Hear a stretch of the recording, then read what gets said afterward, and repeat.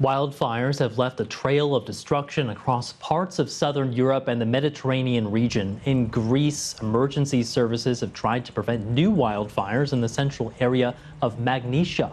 Fires there triggered explosions at an Air Force ammunition depot in the town of Nea Akelalos on Thursday.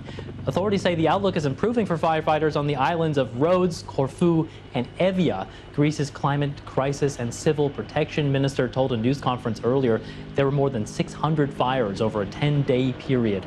For more, foreign correspondent Bethany Bell sends us this report from Greece. Temperatures have dropped somewhat here in Greece, and many of the fires that have been raging over the country over the last 2 weeks or so have abated. But as you can see, there's still quite strong winds, and that's a matter of concern for firefighters because much of the ground where these fires were is still smouldering, and it's very easy for a spark to fly up and create new flare-ups. Now, we've heard from the authorities that they're still trying to make sure that they can prevent future fires from flaring up, but it's a very difficult task. And we've heard from Greece's Prime Minister saying that the country must do more to shore up its firefighting and fire protection measures and also, crucially, fight against climate change. There have been events today. There's been a funeral for one of the two pilots who was killed earlier this week in Avia when his firefighting plane crashed, and the funeral for his colleague was held yesterday, and very senior Greek politicians were at those funerals. And we've heard from many of the politicians saying that their thoughts have been with the people who have been fighting these fires that have ravaged Greece. Civil defense forces in Tunisia have said that wildfires affecting 5 provinces of that country have now been brought under control. Firefighters remain on alert. Now, the province of Jendouba, where more than 1,000 hectares of forest have been destroyed, is among the worst affected areas. From Tunisia, Bassam Bouneni sent this report. Adil Salmi observes the damage as wildfires rage near Tabarka. The fire was a little far, but quickly we felt that the flames were getting closer. Salmi owned an eco-friendly restaurant. He could barely recognize it when he returned the following morning. The traditional oven burned out. This kitchen was used for breakfast and all the equipment was burned. Munya was less lucky.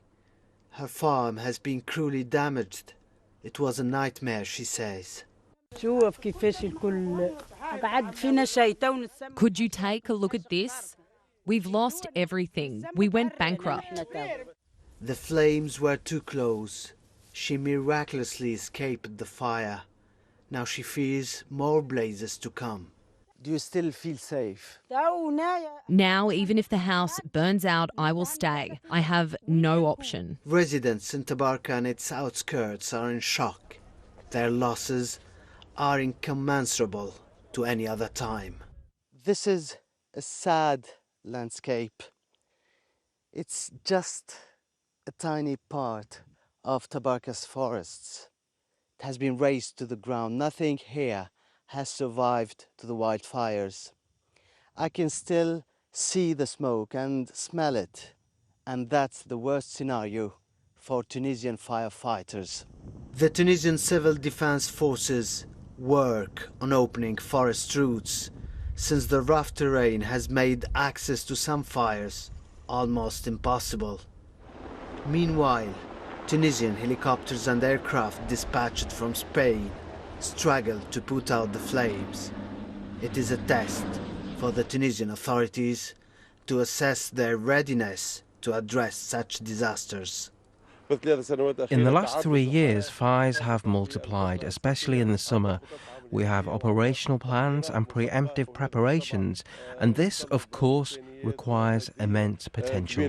All predictions indicate that North Africa is more vulnerable to the devastating repercussions of global warming, drought, has entered its 5th year across the region, and here are those fires showing their ugly face. Bassam Bounani, BBC News, Tabarka, Tunisia.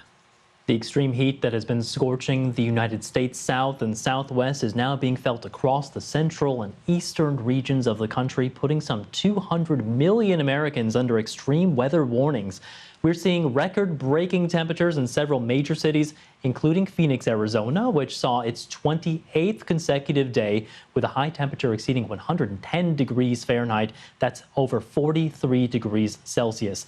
Extreme heat waves since June could cost the state of Texas nearly $10 billion, according to one economic analysis.